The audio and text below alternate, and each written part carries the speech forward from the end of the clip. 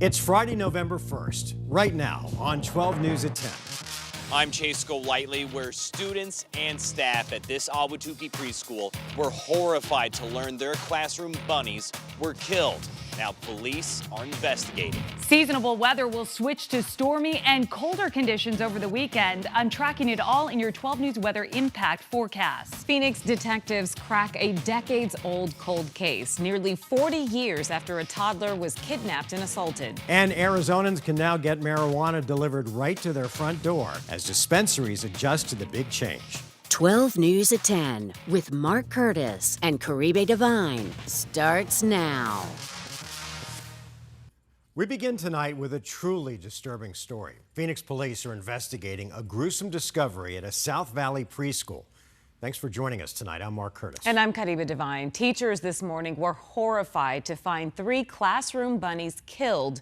One of them was even decapitated. 12 News journalist Chase Golightly is live for us tonight outside God's Garden Preschool near Desert Foothills Parkway in the 202. And Chase, did these suspects or the suspect do anything else at the preschool? Mark Caribe, nothing else was damaged or stolen, making this whole situation even more terrifying for staff and parents. Now, the bunny's cage was actually outside. You can see it just beyond this fence right over there in the corner. Now, we do want to warn our viewers what you are about to see and hear may be disturbing. Right? So the kids would walk in with us and help us feed the bunnies. The bunnies at God's Garden Preschool in Ahwatukee were everyone's favorite. Charlie is the boy, Ruby was the mom. Both were donated.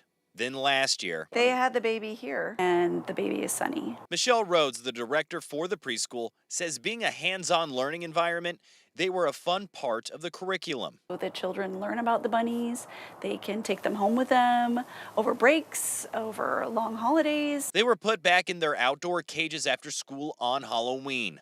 The very next day, when teachers arrived to check in on them. It's sad. We were pretty devastated today. They were horrified to see the 3 beloved bunnies were killed. That was disturbing. They don't know how Ruby and Sunny died, but said Charlie, the dad, was found decapitated. This is not normal. This is not something that, we see out here in Ahwatukee. They thought it could have been a coyote attack, but taking a closer look, Rhodes says there was very little blood, and it looked like whoever was behind this tried to cut into the cage. She also says the bunnies were separated, so whoever did this took them out and put their lifeless bodies together. They were placed very deliberately inside the cage. Fortunately, no students at the school saw the aftermath, but now parents are worried. They've been calling all day asking, is it safe? Are my children safe?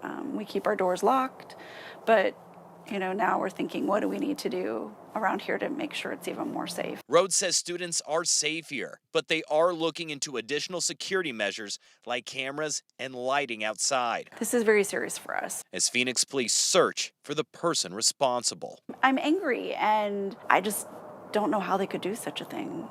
Why? Why would you do this?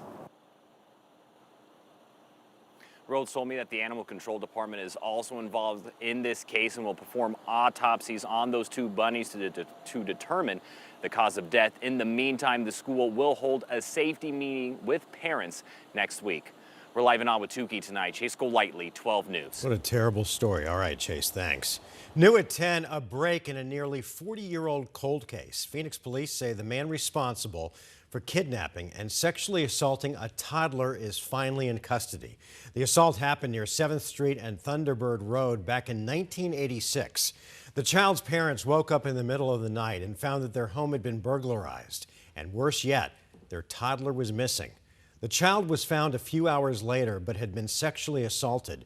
Fast forward almost 4 decades, and Phoenix detectives, now armed with genetic genealogy testing, were able to find their suspect. 61-year-old David Munt was arrested in Texas. Police say this type of genetic testing is playing a huge role in solving cold cases. It's directly impacted cold cases throughout this whole year. I mean, we don't go a month without being able to say a big deal, heinous 20-plus-year-old case is being solved because of some elements that this IgG gives us. Authorities also say Munt is behind a similar sexual assault in Texas in 1992. He's currently behind bars awaiting extradition. All right, let's get to your weather impact forecast with meteorologist Crystal Long. And Crystal, we're in for some windy and potentially stormy conditions this weekend. Yeah, we're going to switch it up from seasonable to stormy this weekend. So now is time to treasure. Savor those sweet 70s right now. Leave the window open tonight, or maybe cracked if you don't want it to get too cold, because temperatures will continue their decline tonight and bottom out in the 50s here in the valley. We have the 50s right now on your thermometer in Sedona and Globe, 40s from Show Low to Kingman. We are freezing right now in Window Rock, Flagstaff, and the Grand Canyon. Here's what your weekend looks like. You could see tomorrow in the valley, we keep it mild, but it's a cloudy affair. Things get a little shaky, though, in the evening as we start to track our chances for showers, winds whipping up in the White Mountains. Then on Sunday, the cold front does a number on our temperatures, living up to its name, and it throws that shot for rain and snow our way, maybe even a rumble of thunder. So what we're looking at with your takeaways with this Sunday storm is a trace to 3 inches of snow above 6,500 feet, light, if any, rain for the valley, and wind gusts jumping up 20 to 35 miles an hour. Crystal, thanks. Tomorrow, both vice presidential candidates are back in Arizona. Republican Senator J.D. Vance will hold an event in Scottsdale alongside Donald Trump Jr. The pair will be holding a rally at Dillon Precision, an ammunition manufacturer. Vance will deliver remarks on the economy and securing the border. Meanwhile, Democratic Governor Tim Walz will be in Flagstaff tomorrow afternoon and then will fly to Tucson for another campaign event. You can find coverage of both visits right here on 12 News. A clash on cable news this week that caused outrage has a connection to local school board races here in the valley. That connection highlights concerns about big money and national politics getting tangled up in local school board elections. 12 News journalist Katie Wilcox breaks down what's happening in just one school board race here in the valley. It's the most expensive school board race in Maricopa County. More than $400,000 in contributions for Scottsdale Unified candidates. We're talking about nonpartisan and non-paid positions that many fear has gotten too political. In Scottsdale, school board candidates hope voters pick in these groups of three. I'm running. And I'm running for the Scottsdale School Board. The total amount of money being spent by candidates and then by these outside organizations is just remarkable and concerning. Matt Patinsky, part of the Sharkey, Lewis, and Patinsky team. Why does it concern you? Because the school board is a fabric of our community. This is a nonpartisan race. Campaign finance records show each team raising more than $100,000, but it doesn't stop there. Both teams have received outside spending by independent political action committees. Another $150,000 to Sharkey, Lewis, and Patinsky from Stand for Children. Executive Director Rebecca Gao said campaigns are more expensive in a presidential election, but there's more to it.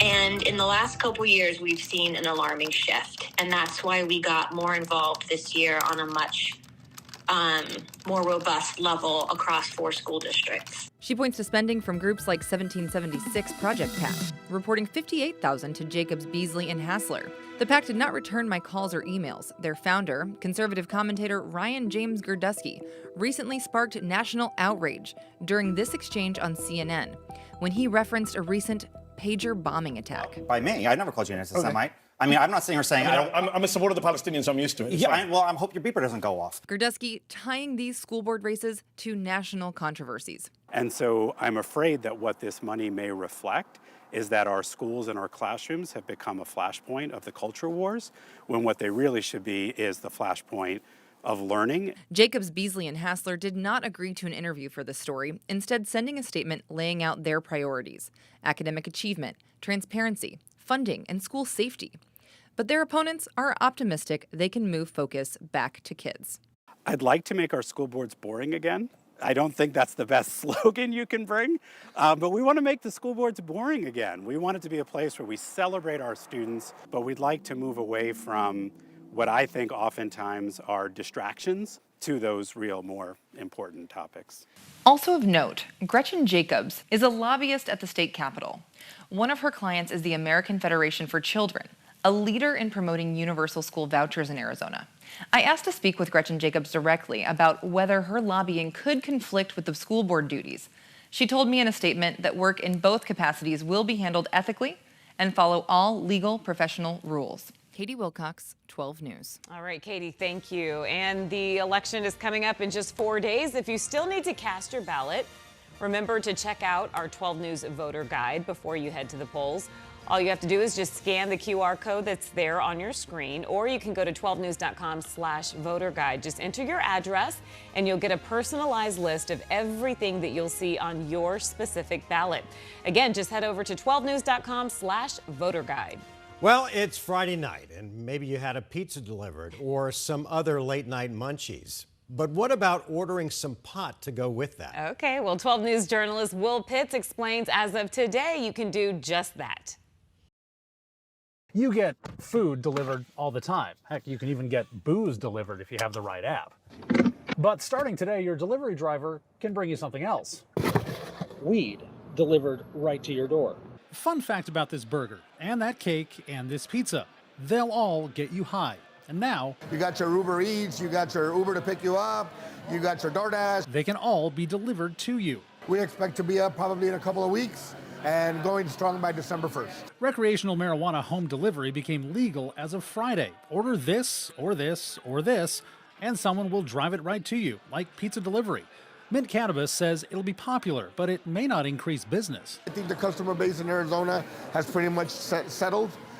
So it'll probably increase a little bit, but overall it'll be a switch from people who are coming into the store who are now receiving it at home. There are some rules. To deliver, you have to have a safe in the delivery car, a security plan, and you can only deliver to the person who ordered and make sure that person's of legal age. Definitely our biggest thing on Friday is going to be ensuring first that we're, serving people of age. That's going to be a big thing for us. So we will have card swipers in the cars. Allgreen's dispensary in Sun City has a fleet ready to go. They've had it for years because their primary customers are medical marijuana patients. Medical marijuana requires a card and is a little more potent. I think this will help ease a lot of people into now getting a delivery and now being able to, try cannabis for the first time if they never have. Allgreen sells recreationally too, but industry experts say this is mostly about convenience, not increasing business. People who want to use cannabis know where to get cannabis, and this is just making it more convenient for patients, for consumers, for people who use it for their own reasons. Dispensary owners say they thought this was coming in January. They were surprised it went into effect Friday. Now, when they flip the switch and start delivery, they know it'll be a huge shift in the Arizona marijuana business. This is going to be very popular. There's a big section of the consumers out there that do not want to commit to the dispensary. William Pitts, 12 News.